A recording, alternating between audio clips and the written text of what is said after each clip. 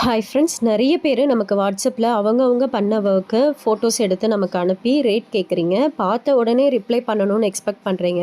Sorry friends, அந்த மாதிரி பார்த்த உடனே சொல்ல முடியாது. அந்த அளவுக்கு எனக்கு எக்ஸ்பீரியன்ஸும் கிடையாது. நானும் உங்களை மாதிரி பிகினர் தான்.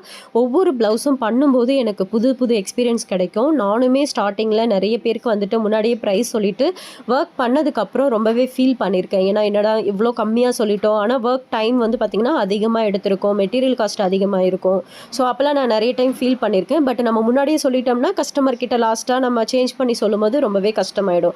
ஸோ அதனால் முன்னாடியே நீங்கள் எப்படி கால்குலேட் பண்ணணுங்கிறதுக்கு நான் ஒரு சின்ன சின்ன டிப்ஸ் மட்டும் நான் உங்களுக்கு ஷேர் பண்ணுறேன்.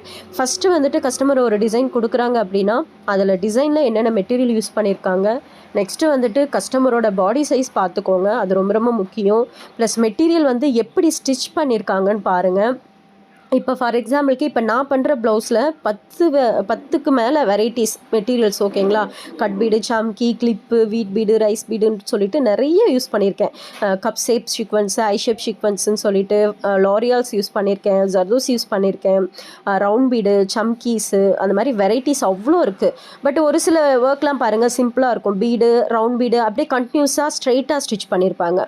அதெல்லாம் வந்துட்டு அட் அ டைம் 10 பீடு 5 பீடை கூட நம்மளால் அயன் நீடில் கோர்த்து டக்குன்னு ஸ்டிச் பண்ணி கொண்டு வந்து ஃபினிஷ் பண்ண முடியும். பட் இந்த மாதிரி நிறைய வெரைட்டிஸ் ப்ளஸ் ஒவ்வொன்றும் தனித்தனியாக லோட் பண்ணுவேன் பாருங்களேன். இப்போ நான் கட் பீடு, சம்கி அதெல்லாம் வெரைட்டி ஆஃப் மெட்டீரியலை மிக்ஸ் பண்ணி ஒர்க் பண்ணும் போதெல்லாம் தனித்தனியாக எடுத்து ஸ்டிச் பண்ணணும். அதுக்கு ரொம்பவே டைம் எடுக்கும். இப்போ நான் வீடியோவில் வந்து பார்த்திங்கன்னா ஃபாஸ்ட்டாக ஓட்டி காட்டுறேன், ஓகேங்களா.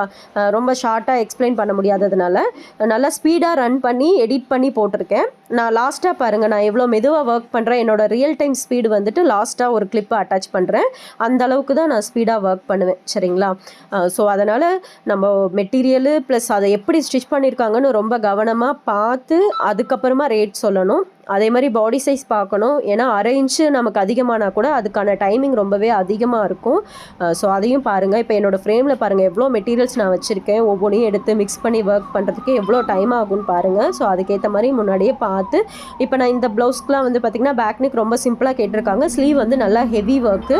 அவங்க கேட்ட மாதிரியே இப்போ ட்ராயிங் பண்ணணும். நம்ம ஃபஸ்ட்டு ஸ்லீவ் பண்ணும்போது பார்த்திங்கன்னா ஒரு புது டிசைனை பண்ணும்போது பார்த்து ரொம்ப கவனமாக பண்ணணும். அதை பண்ணி முடிக்கிற வரைக்கும் அவ்வளோ டைம் எடுக்கும், நர்வஸாக இருக்கும். ஒரு சில டைம் தப்பு பண்ணிட்டோம்னா பிரிச்சுட்டு தப்போம், ஓகேங்களா. ஃபஸ்ட்டு ஸ்லீவ் பண்ணும்போது மட்டும்.